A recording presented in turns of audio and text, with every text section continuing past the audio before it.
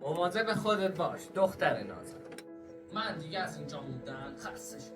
الان 5 روزی که توی این اتاقی ما نمیتونی بریم. اینجا که چیزی نیست، فقط یه بطری که اینجا افتاد. چقدر روش گرد و خاکه.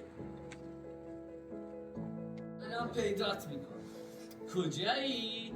بیا بیرون. تو دیگه کی هستی؟ اینجا پشت کمدت چرا قایم شدی؟ بازم کارای سخت. باشه. یه کتاب افتاده. سب کن برش دار. این دیگه چیه؟ ها؟ این دیگه چیه؟ ناراحت نباش مامان بزرگ. حتما رفتن توی جنگل یه دوری بزنن. نقشه گنج؟ یعنی اونا رفتن توی نقشه؟ اگه نقشه پیش ماست پس چی پیش اوناست؟ البته بجز سنجاب بیدون. اون باعث شد شاخ قشنگ منم بشکنه.